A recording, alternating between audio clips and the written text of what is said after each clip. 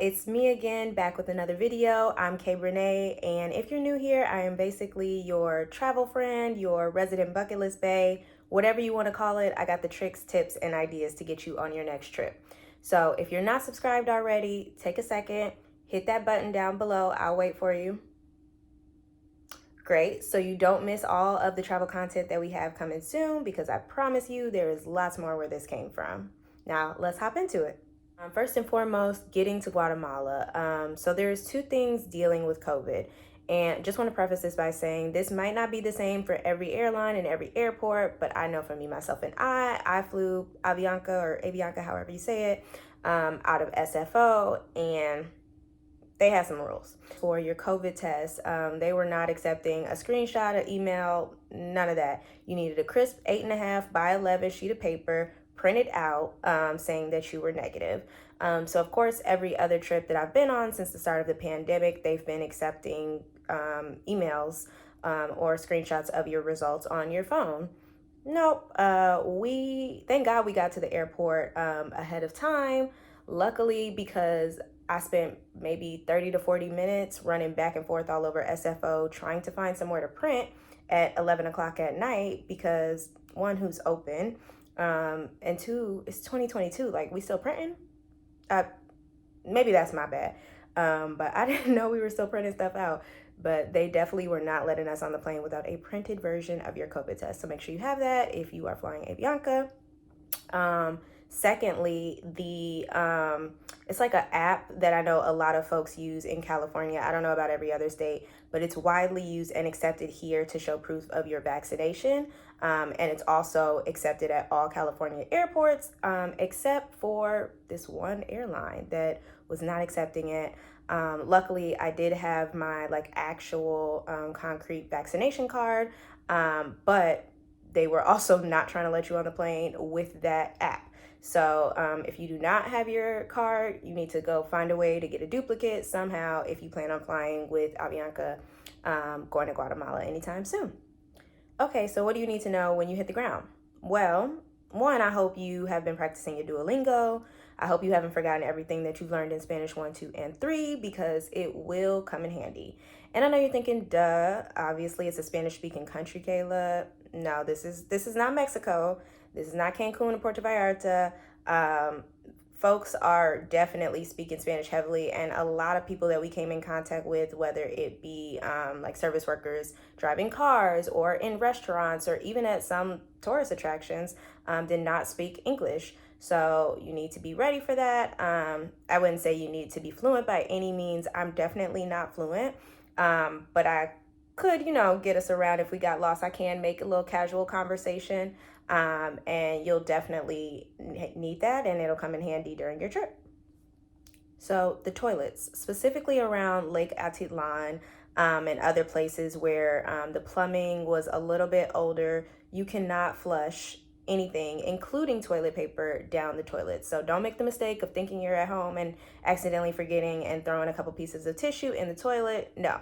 In some of those places, you're going to either have to throw your toilet paper in like a little specialized bin or take it out, and they'll burn it for you at the end of your stay. And it wasn't a problem with a lot of the more established hotels and super touristy places. But if you choose to stay in an Airbnb or a more local place like we did, you will have to keep that in mind so you don't mess up all their good plumbing. So another thing about the lake, you actually cannot drive from town to town. Since the towns are set up on the edges of the mountains, you actually have to take a boat to get where you're going. So those boats could range in cost anywhere depending on if you're taking a public or a private boat. For the public boat, it usually ended up netting out at around 20 or $3. But if you wanted to take a private boat, especially if you plan to be out later at night, you would pay anywhere from $20 to $25 or about 150 and up. And the reason you might want to take a private boat is if you are carrying a lot of luggage and you just don't want to be bothered with trying to squeeze in with everyone else on the public boats, because they do get kind of packed, since that is the method of transportation that all of the locals are using. Another reason might just be because some of the boats in service at 5:30 p.m. and some in service at 7 p.m., which can be a little bit early if you're on vacation and you want to stay out till 12, 3, whatever, float your boat. But whatever the case, you'll have to hire a private boat for that. So just keep that in mind. While we're on the note of transportation, I just want to warn y'all that even though it wasn't as expensive as it could have been given the distance, our travel by car was the most expensive part of our trip. We did end up paying around $100 to get from the airport to Lake Atitlan, and then I believe about $70 to $80 to get from Lake Atitlan back to Antigua. And that is it was a 3-hour drive there, and I think like a 2-hour and some change drive back. So technically not bad, but just don't want you to, land, get shocked, and be like, where am I going to come up with this money from? Now, there are alternatives. You could catch a shared shuttle from the airport, which I believe was about $25 per person. Only thing is that turns your 3-hour drive now into like a 4 to 5-hour drive. So if you have the time to spare, you can save a little bit of money. But depending on how many people you have, if you have 4 people, you're automatically right back up at that $100. So you could have just taken an Uber or hired a private car or taxi. And then same thing on the way back. Just be cognizant of like how many people you have and like whether or not it nets out for you to actually take the shared shuttle and extend your trip.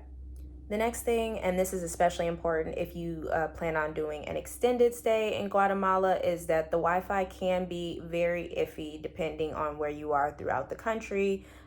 So I would just keep that in mind, especially if you're doing like a work from home type of thing. You want to make sure that you inquire of if your Airbnb or your hotel has like really good Wi-Fi. If not, especially in Antigua, there were some internet cafes that you could visit and take care of that problem. But by the lake, you do want to make sure if you're going to be staying there for an extended amount of time that you either bring a hotspot or you ask your host like how reliable their Wi-Fi is. Now, let's get to the food, right? Because I know if you saw part 1, you saw that good food that I put in there, right? All of the clips of good food were from Antigua, and that was for a reason. I don't know if I just like missed the restaurants. Like I got some recommendations. We tried some different places, but the food I tasted by the lake was less than okay. Like it wasn't anything to write home about. And I have like a inkling as to why that could be. The population by the lake was very, very American, and I think that the townspeople were trying to cater to that audience, to be quite honest. Like it felt like the restaurants were trying to be a little bit touristy and trying to offer these American options that were more suitable to like a Western palate, which is cool, but I was trying to get me some good Guatemalan food, and I was just not getting that by the lake, so we had to get up out of there.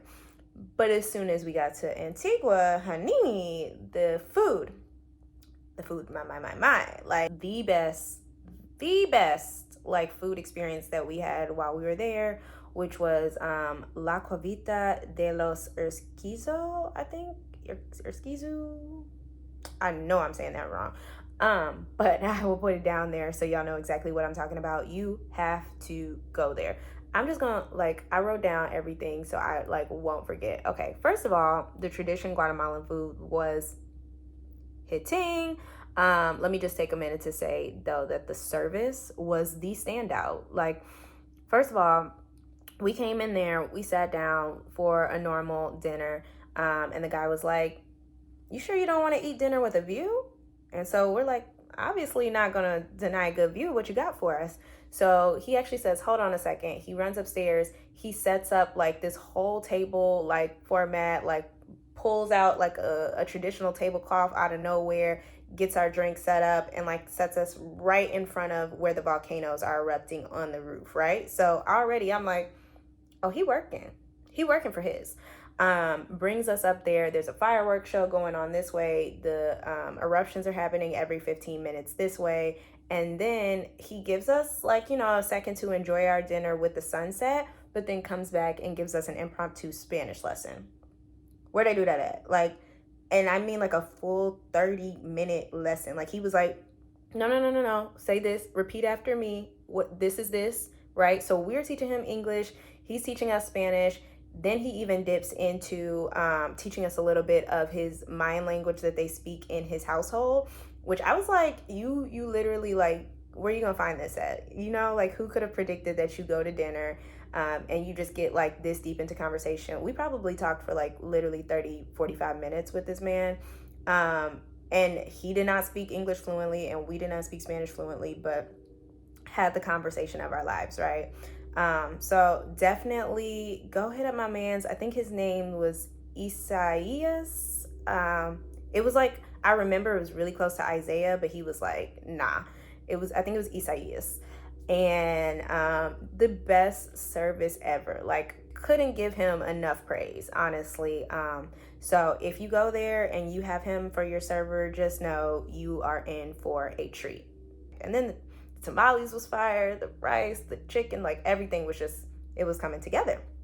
And then we even got to try a place that had some Garifuna influence, which was amazing.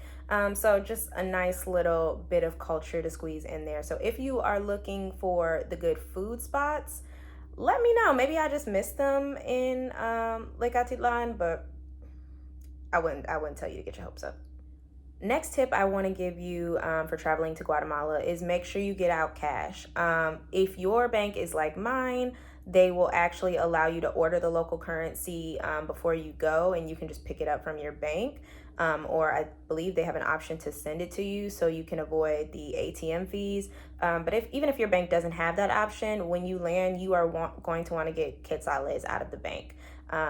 There were so many places we went that did not accept card. They were like, no, sis, get that out of here. Cash only. So make sure you have that on deck. We ended up, I think, like 85% of our purchases, honestly, were in cash. So definitely came in handy to have that there. Oh, I got a good one for y'all. Now, this ain't for everybody, but ladies, leave your heels at home. I know you want to bring them out. I know you got like that Instagram photo in mind where you're like, this fit is going with these shoes, with this background, it's going to hit. And I promise you, the only thing that's going to hit is your face hitting the ground when you trip over these cobblestones, because sis, they are not playing with you. They are not playing with you. I was wearing sandals over the cobblestones and my feet were hurting. Like the elevation of the different stones is just like, it's just not built for your heels. It's not even the cute block ones. I promise you, like I wouldn't even try. I think I bought one pair of block heels just because I was like, oh, I'm gonna go out at night and you know I'm gonna be cute. As soon as I went out and saw them streets during the day, I changed my mind real quick. So just want to let you know, if you want to put your life at risk like that, go ahead. But I would say you don't need nothing but some good pair of flats with the nice little cushions under the arch too. Like, yeah, get you some of those for Guatemala, because they are definitely going to come in handy. Lastly, want to give a tip in case you are planning to hike one of the volcanoes in Guatemala, specifically the ones surrounding Antigua.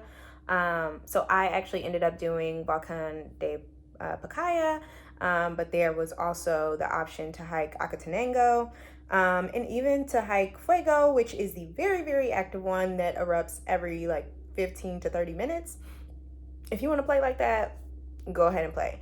I kind of wanted to do the Acatenango one because it's super close to Fuego and you get a really good view, but it is overnight, and we just did not have all that time on the trip. So if you want to do something a little bit more mid-level, I think our hike was a total of like 4 hours round trip. Definitely do the Pacaya hike. Now you do have a couple options there. You can take a tour company or you can actually go straight to Pacaya and just pay for a guide and entrance fee on site.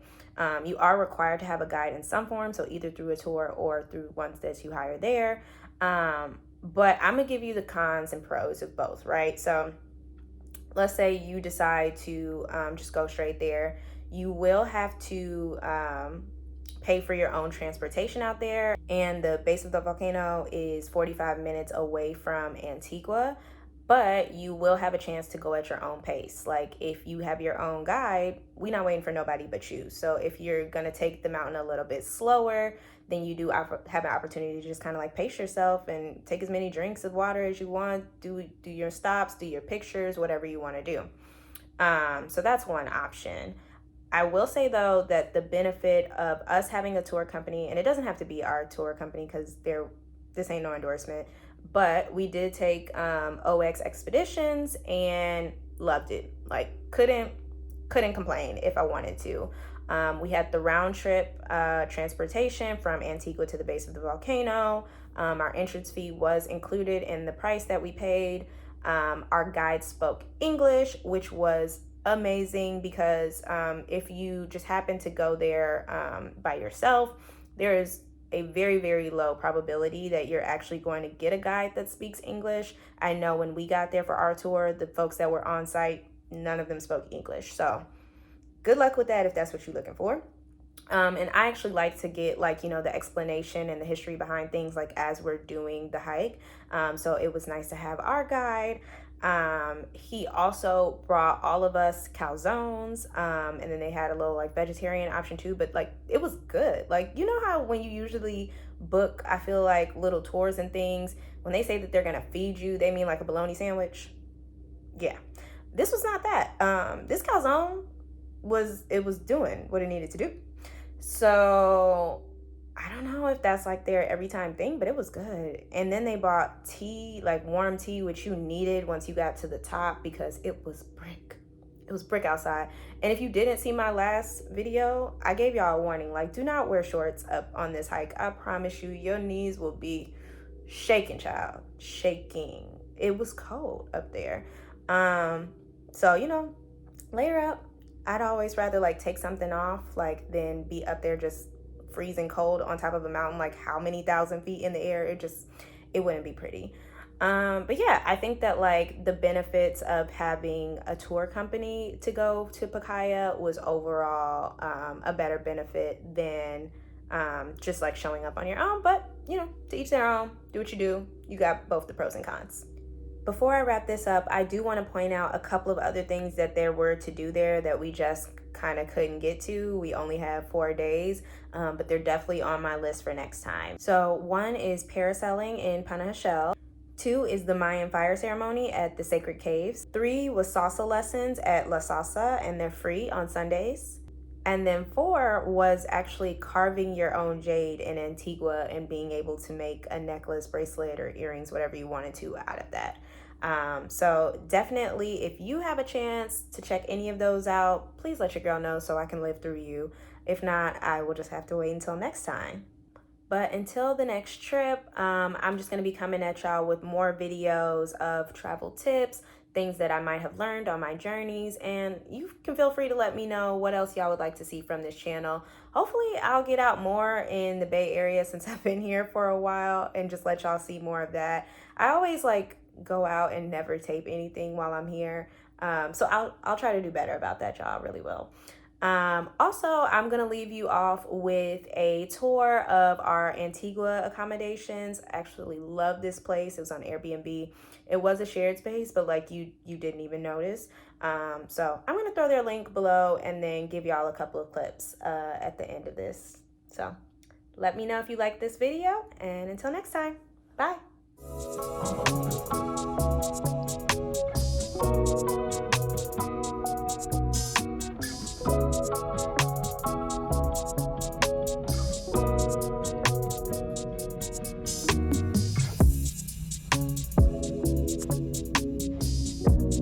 Got us a little balcony outside, whole little deck. Then we got us a nice little walk-in closet. Not that we need all this space, but if we did, they got us prepared. And then a baño. Oop, no, I didn't just trip. Yes, I did. A baño with the nice big jacuzzi tub, the shower, and all the goods. When you come out onto the roof. This is the view. And I guess there's more. Let's see.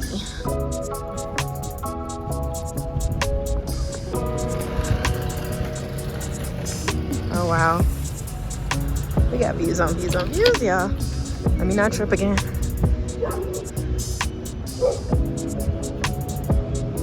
Wow. This is nice. This is a big city.